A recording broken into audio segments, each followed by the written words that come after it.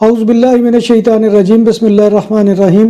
السلام علیکم ناظرین، میں ہوں آپ کا میزبان Mirza Nadeem Baig, program views on news with Mirza Nadeem Baig میں۔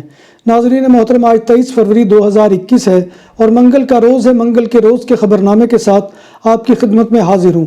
جیسا کہ آپ جانتے ہیں کہ ہمارے خبرنامے میں اسپین، یورپ اور دوسرے ملکوں کی خبریں شامل ہوتی ہیں۔ آج کی سب سے پہلی خبر کا تعلق اسپین کے شہر بارسلونا سے ہے۔ کاتالان ریپر پابلو حاصل کی گرفتاری اور جیل بھجوائے جانے کے خلاف 7ویں روز بھی سینکڑوں افراد نے احتجاج کیا۔ بارش کی وجہ سے مظاہرین کی تعداد گزشتہ دنوں کی نسبت کم تھی اور یہ دن گزشتہ دنوں کی نسبت پرامن بھی رہا۔ اسپین کی پولیس کی 3 یونینز نے ریپ سنگر پابلو کی گرفتاری کے نتیجے میں ہونے والے پرتشدد مظاہروں کے لیے اکسانے کا الزام پودیموس کے رہنما انچیکے پر عائد کر دیا ہے اور ان کے رویے کی مذمت کی ہے۔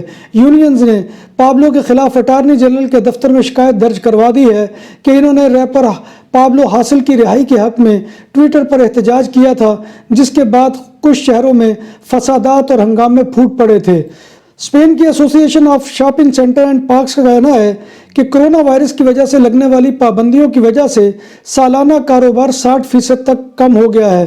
ایسوسی ایشن of shopping centre and parks نے خبردار کیا ہے کہ اگر شاپنگ مالز کی بندش کو دوبارہ غیر معینہ مدت تک بڑھا دیا گیا تو کاتالونیا میں 15,000 سے زائد ملازمتوں کے ختم ہونے کا خطرہ ہے۔ پیر کے روز چھوٹے کاروبار یا کوآپریٹو کمپنیوں کے ملازمین کے لیے فائنینشیل بینیفٹ ایرتے لینے کی درخواست جنرلی کاتالونیا میں دینے کی مدت ختم ہو گئی اور 22,725 درخواستیں موصول ہو چکی ہیں، اور اس فائنینشیل بینیفٹ کو حاصل کرنے والی ہر کمپنی کے لیے ضروری ہوگا کہ وہ اپنے سٹاف کو بحال رکھے گی، اور اگر کسی کمپنی نے ملازمین کو فارغ کیا تو اسے تمام بینیفٹ واپس کرنا ہوں گے۔ کمپنیوں نے 99,479 ورکرز کے لیے ایرتے کی درخواست دی ہے۔ اس اسکیم کے تحت ہر کمپنی ورکر کو 2,000 یورو ملیں گے، جبکہ کمپنی کو مجموعی طور پر 30,000 یورو دیے جائیں گے۔ اسپین کی وزارت صحت نے 20,849 مزید کرونا وائرس کے انفیکشن کی نشاندہی کی ہے، اور وبائی امراض کے آغاز سے لے کر اب تک اسپین میں متاثرین کووڈ کی کل تعداد 35,13,971 ہو گئی ہے۔ ملک میں نئی ہلاکتوں کی تعداد 535 رہی، جس کے بعد اموات کی مجموعی تعداد 67,636 تک جا پہنچی ہے۔ بارسلونا کے علاقہ روال اور مارکیٹ سانت انطونی کے قریب کائے پرنسپے دے ویانا میں ایک مقبوضہ عمارت کو خالی کروا لیا گیا، جس میں بڑی تعداد میں افریقی مقیم تھے۔ گواردیا اربانا کے اہلکاروں کی بڑی تعداد اور گاڑیوں نے علاقے کو گھیرے میں لے لیا اور پولیس نے بلڈنگ کے ناجائز قابضین کو نکالا۔ پولیس نے یہ آپریشن الگ صبح 6 بجے کے لگ بھگ شروع کیا۔ بلڈنگ کے مکین منشیات فروشی کا دھندا کرتے تھے اور ان کی وجہ سے علاقے میں نشہ آور اشیاء بکتی تھی۔ اس بلڈنگ میں 43 افراد مقیم تھے، جن میں ایک نابالغ بھی شامل تھا۔ اس بلڈنگ کو منشیات فروشی کے علاوہ دیگر جرائم کے لیے استعمال کیا جاتا تھا۔ پولیس کے پاس مزاحمت کی صورت میں گرفتاری کا بھی وارنٹ تھا۔ پولیس نے بلڈنگ خالی کروا کر اس کو بلاک کر دیا ہے۔ یہ آپریشن آج سپہر 4 بجے تک جاری رہا۔ یونان میں شدید سردی کی لہر جزیرے لیسبوس میں قائم مہاجر کیمپوں کے پناہ گزینوں کے لیے ایک نئے انسانی المیہ کا باعث بنی ہوئی ہے۔ اس بارے میں امدادی تنظیموں نے خطرے کی گھنٹی بجا دی ہے۔ یونانی جزیرے لیسبوس میں قائم کاراٹیپ عارضی مہاجر کیمپ میں 2 خیمے جل گئے۔ اس بارے میں ایک انسٹاگرام اکاؤنٹ کی طرف سے حال ہی میں پوسٹ ہونے والی ویڈیو نے دل دہلا دینے والے مناظر عام کیے ہیں۔ مہاجرین کے خیموں کے درمیان سیاہ دھوئیں میں خواتین کی چیخ و پکار سنائی دے رہی ہے۔ یہ مدد کے لیے آوازیں دے رہی ہیں۔ شدید سردی مہاجر کیمپوں کے رہائشیوں کے لیے ایک نئی آفت ثابت ہوئی ہے۔ لیسبوس جزیرے میں طوفانی جھکڑ، ژالہ باری اور برف باری کے سبب خیمے اڑ گئے اور کچی زمین کا فرش کیچڑ بن گیا، جس سے خیمے دھنستے چلے گئے۔ درجہ حرارت انجماد کی سطح سے کہیں نیچے تک چلا گیا اور بے بس پناہ گزین سردی میں جم رہے ہیں۔ اس وقت قریب 15,000 مہاجرین پناہ لیے ہوئے ہیں، جن میں سے نصف تعداد کاراٹیپ کے عارضی کیمپ میں پڑاؤ ڈالے ہوئے ہے۔ اس کے میں لگ بھگ 2,500 نابالغ پناہ گزین بھی رہ رہے ہیں۔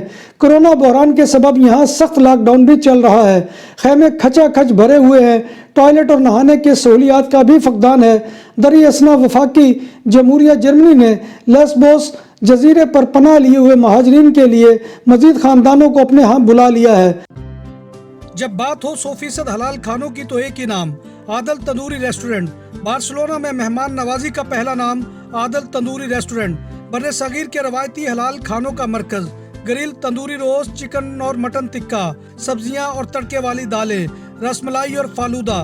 قاری عبد الرحمن کی فخریہ پیشکش، غریب و امیر کے لیے، بارسلونا کے قلب میں واقع عادل تندوری ریسٹورنٹ کا یہ استے نمبر 9 نزد دراسانہ ہاسپٹل، بارسلونا۔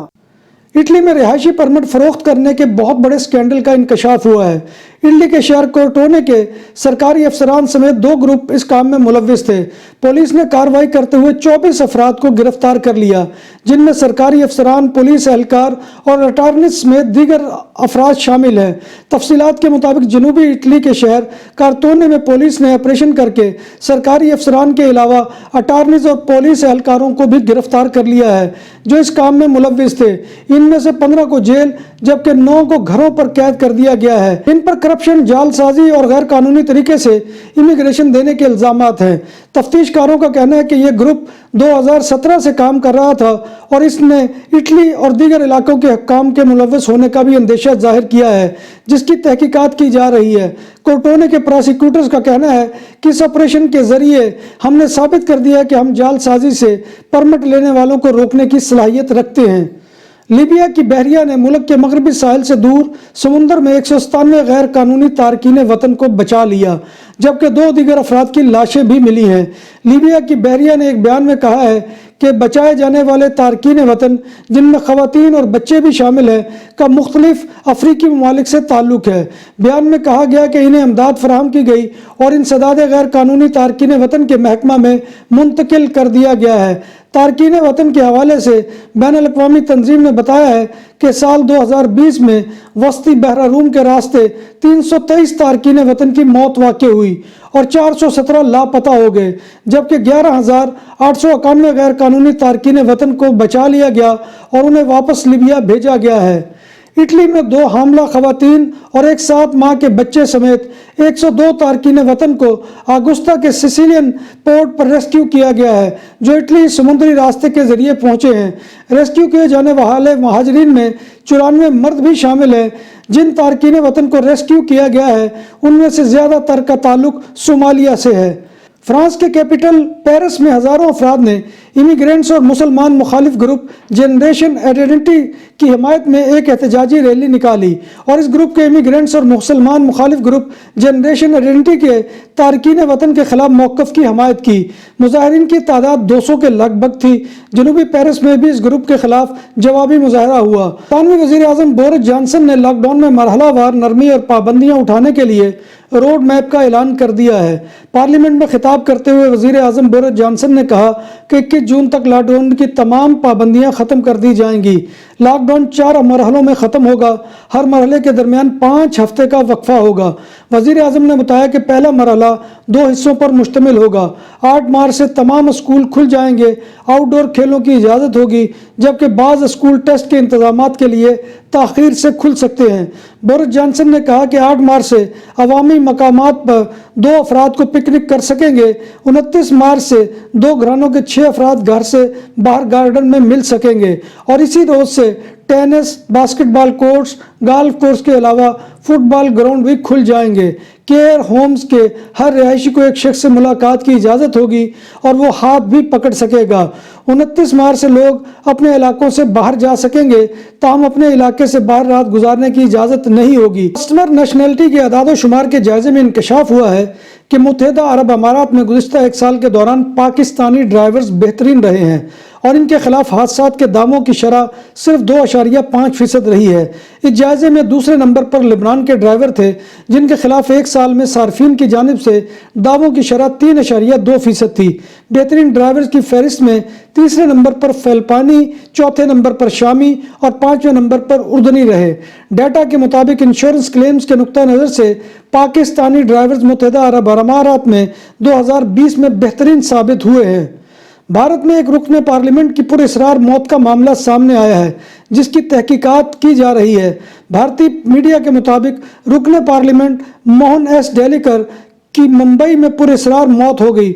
उनकी लाश होटल के कमरे में लटकी हुई मिली। पुलिस ने होटल के कमरे से एक खुदकशी नोट भी बरामद किया है, ताहम मीडिया को इसकी तफसीलात से आगाह नहीं किया। कहते हैं कि ऊपर वाला देता है तो छप्पर फाड़ कर देता है।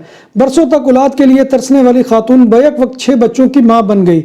नाइजीरिया में एक 49 साल खातून ने 6 बच्चों को जन्म दिया है।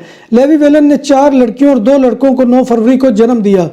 खातून की शादी 1994 में हुई थी और बरसों तक ये जोड़ा बच्चों के लिए तरसता रहा और 21 साल बाद 2015 में जुड़वा बच्चों की पैदाइश हुई। यांगो नामी कस्बे में रिहायशी जोड़े ने बताया कि वो 8 बच्चों की पैदाइश पर खुदा के शुक्रगुजार हैं, जिसके लिए उन्हें बरसों तक इंतजार करना पड़ा।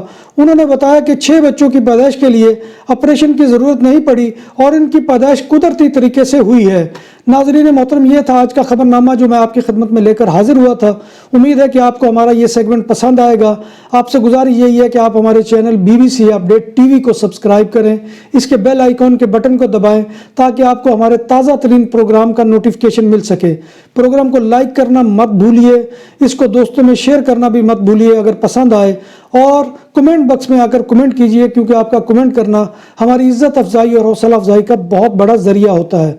अल्लाह तबारक व तआला से दुआ है कि वो हमें ईमान और सेहत की सलामती के साथ ज़िंदा रखे और हमारा ख़ात्मा ईमान के ऊपर करे।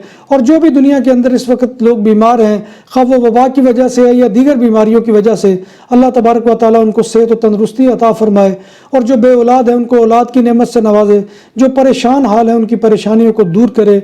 आमीन सुम्मा आमीन। इस दुआ के साथ अपने मेज़बान मिर्ज़ा नदीम बेग को कल तक इजाज़त दीजिए। नए प्रोग्राम में नई खबरों के साथ और नए मौज़ूआत के साथ आपकी खिदमत में दोबारा हाजिर होऊंगा। तब तक अल्लाह हाफिज़।